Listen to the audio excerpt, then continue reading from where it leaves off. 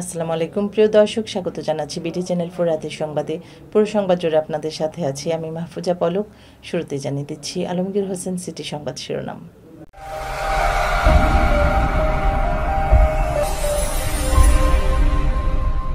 কটিয়াদীর সেই নারীকে গণধর্ষণ শেষে হত্যা করে পুকুরে ফেলা হয়, আসামের স্বীকারোক্তি।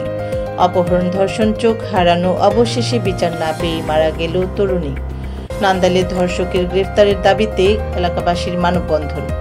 রাশিয়ায় ঢুকে পরমাণু সুরক্ষা বাহিনীর প্রধানকে হত্যার দাবি ইউক্রেনের। ফুটবল থেকে সাময়িক নিষিদ্ধ চেলসি তারকা। শুনছিলেন আলমগীর হোসেন সিটি সংবাদ শিরোনাম। এবার ম্যাপল ইন্টারন্যাশনাল স্কুল স্থানীয় সংবাদ।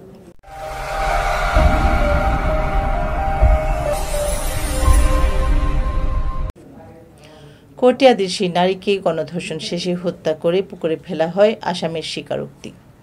কিশোরগঞ্জের কটিয়াদীতে খুশনার হত্যার রহস্য উদ্ঘাটন করেছে পুলিশ। এর মধ্যে গ্রেফতার সন্দেহভাজন 9 আসামির মধ্যে রহমতুল্লাহ নামে এক আসামি আদালতে স্বীকারোক্তিমূলক জবানবন্দি দিয়েছেন।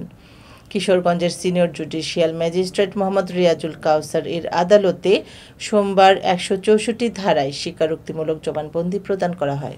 গত 11 ডিসেম্বর দুপুরে কটিয়াদী উপজেলার সদর দ্রোণ গ্রামের মাসুয়া বিলের মাঝামাঝি জনৈক চানমিয়ার খাদে খুশনাহারের হাত পা ও মুখ বাঁধা ভাসমান লাশ পাওয়া যায়। মামলাটির তদন্তকালে খুশনাহারের কানের দুল ও দুল বিক্রির সময়ের সিসি ফুটেজ, ঘটনায় ব্যবহৃত কুড়াল, ভিকটিমের ব্যবহৃত মোবাইল ফোন ও অন্যান্য আলামত জব্দ করা হয়। গুম করার উদ্দেশ্য সম্পর্কে তিনি আরও জানান, আসামিরা জানালা দিয়ে ভিকটিমের ঘরে প্রবেশ করে তাকে জোরপূর্বক অন্যত্র নিয়ে যাওয়া, পালাক্রমে ধর্ষণের পর হত্যা ও মরদেহ পুকুরে ফেলে দেওয়ার বিষয়ে প্রাথমিকভাবে প্রমাণিত হয়েছে বলে জানান অতিরিক্ত police super crime and ops Mohammad Alamin Hossain. অপহরণ, ধর্ষণ, চোখ হারানো, অবশেষে বিচার না পেয়ে মারা গেল তরুণী।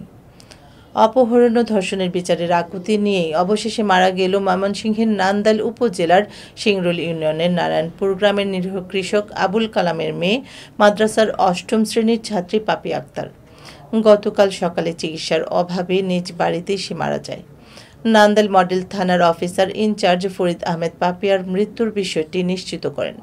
দীর্ঘ 3 মাস ধর্ষকের হাতে নির্যাতনে প্রথমে তার ডান চোখ হারানোর ছাত্রীটি বিচার না পাওয়া, পরে অর্থাভাবে চিকিৎসা করতে না পেরে মৃত্যুর কাছে হার মানতে হলো পাপিয়ার।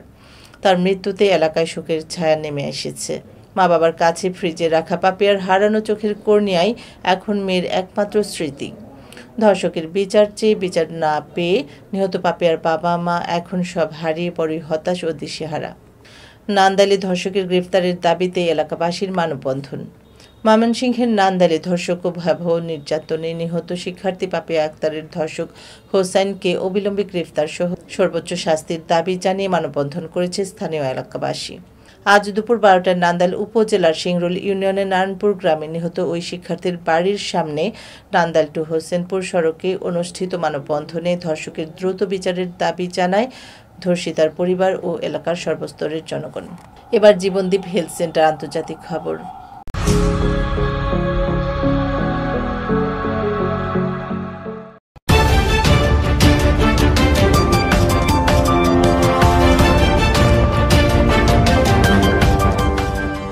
রাশিয়ায় ঢুকে পরমাণু সুরক্ষা বাহিনীর প্রধানকে হত্যার দাবি ইউক্রেনের। রাশিয়ার পারমাণবিক সুরক্ষা বাহিনীর প্রধান লেফটেন্যান্ট জেনারেল ইগোর কিরিলোভকে হত্যার দায় স্বীকার করেছে ইউক্রেনের SBU গোয়েন্দা সার্ভিস।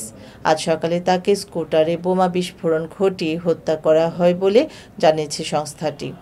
এর আগে কিরিলোভের বিরুদ্ধে ইউক্রেনের সেনাদের ওপর রাসায়নিক অস্ত্র ব্যবহারের অভিযোগ তুলেছিল কিয়েভ। খবর রয়টার্স।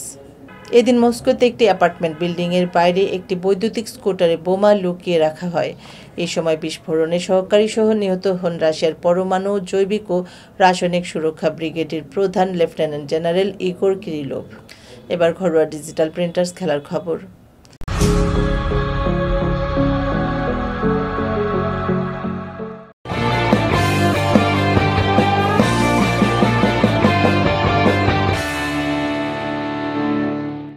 ফুটবল থেকে সাময়িক নিষিদ্ধ চেলসির। ডোপ টেস্টে শরীরে নিষিদ্ধ উপাদান পাওয়া যাওয়ায় ফুটবল থেকে সাময়িকভাবে নিষিদ্ধ হয়েছেন চেলসির উইঙ্গার মিখাইলো মুদ্রিক। পরীক্ষার ফলাফলে হতবাক এই ইউক্রেনীয়। তার দাবি, জেনে শুনে তিনি কখনো নিষিদ্ধ উপাদান গ্রহণ করেননি। গত 28 নভেম্বরের পর থেকে চেলসির শিবিরে দেখা যায়নি মদ্রিককে। ইউরোপা কনফারেন্স লিগে হেইডেনহেইমের বিপক্ষে 2-0 ব্যবধানে জয়ের ম্যাচে গোল করেছিলেন তিনি। এরপর প্রিমিয়ার লিগ ও কনফারেন্স লিগ মিলিয়ে দলের হয়ে 5 ম্যাচ মিস করেছেন তিনি। অসুস্থতার কারণে তিনি অনুপস্থিত ছিলেন বলে উল্লেখ করেছেন চেলসি। দর্শক, এই ছিল বিডি চ্যানেল 4 রাতের সংবাদ। সকলকে পরবর্তী সংবাদ দেখার আমন্ত্রণ জানিয়ে এখানে বিদায় নিচ্ছি। আপনার ভালো থাকুন, সুস্থ থাকুন। নিত্য নতুন খবর পেতে বিডি চ্যানেল 4 এর ফেসবুক পেজ ও ইউটিউব চ্যানেলের সঙ্গে থাকুন। শুভরাত্রি। আল্লাহ হাফেজ।